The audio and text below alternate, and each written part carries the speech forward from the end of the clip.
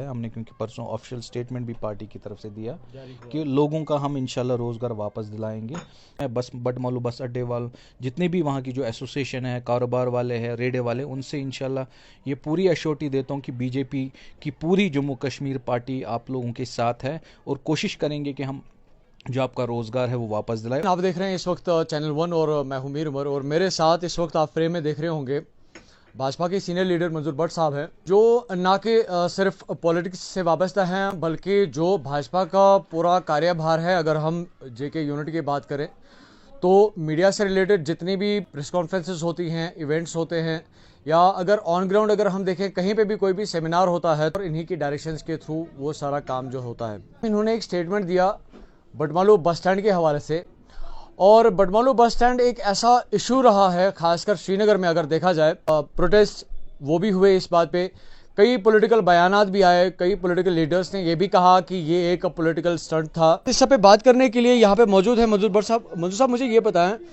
कि कुछ political leaders का मानना है कि भाई ये एक पॉलिटिकल स्टंट था भाजपा की तरफ से, और लोग जो है इस बात को काफ़ी ज़्यादा अप्रिशिएट कर रहे हैं कि भाजपा ने हमें इस प्रॉब्लम से बाहर निकाला और हमें अब स्टैंड वापस दिया जा रहा है। तो ये बात असल में थी क्या? ये देखिए, ऐसा नहीं है, ना कोई अभी चुनावी मुद्दा है, ना कोई सियासी जलसा है। यही लोगों के रोज़गारों की बात है।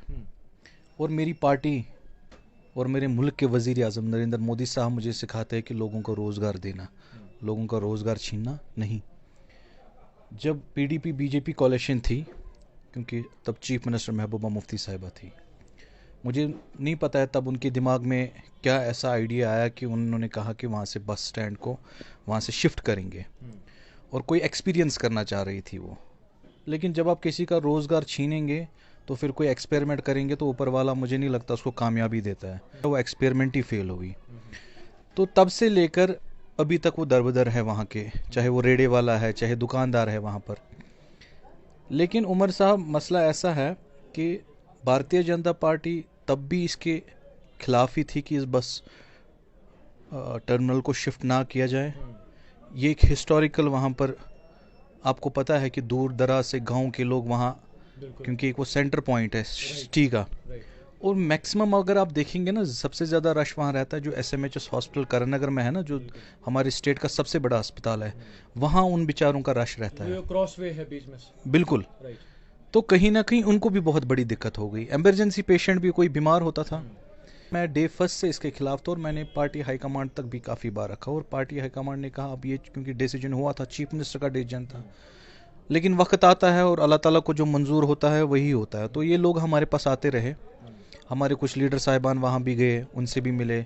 और ये जो ट्रेड डेलीगेशन है, फर्स्ट टाइम आज तक आपने सुना नहीं होगा कि होम मिनिस्टर, जो मुल्क के हमारे होम मिनिस्टर अमित शाह साहब हैं, उनके साथ यहाँ का कोई ट्रेड डेलीगेशन मिला हो। मैं भी डे फर्स्ट से इस पे काम कर रहा हूँ, और अल्हम्दुलिल्लाह मुझे लगता है हमारी जो बात है, हमने क्योंकि परसों ऑफिशियल स्टेटमेंट भी पार्टी की तरफ से दिया कि लोगों का हम इंशाल्लाह रोज़गार वापस दिलाएंगे।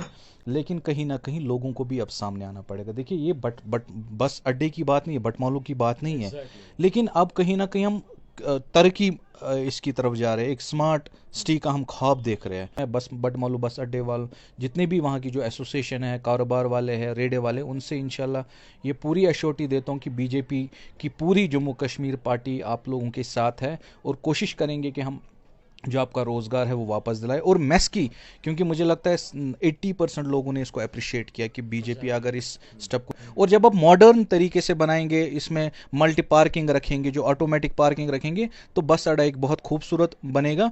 और मैं इंशाल्लाह पूरी हमारी कोशिश रहेगी खूबसूरत बस टर्मिनल हमारे बटामालू में बने। तो जो वहाँ पे वो मैकेनिक्स वगैरह हैं, क्योंकि सवाल कंटिन्यू रह गया, अभी वो जो वहाँ पे मैकेनिक्स हैं उनका क्या होगा? देखिए, जिनकी वहाँ पर जो दुकान है, जिस हिसाब से वो चला रहे हैं, उनकी वो वैसी की वैसी ही रहेगी। लेकिन उनको कहीं ना कहीं अब थोड़ा जो अपना जो कहते हैं स्विक सेंस, कि मुझे अपनी दुकान कैसे चलानी है, मुझे लोगों को कहीं परेशानी ना हो, मेरी वजह से कोई ट्रैफिक ना रुके, उस हिसाब का वहाँ वो निज़ाम बनाएंगे। मुझे लगता है गवर्नमेंट उनसे बात करेगी, एडमिनिस्ट्रेशन यहाँ की बात करेगी।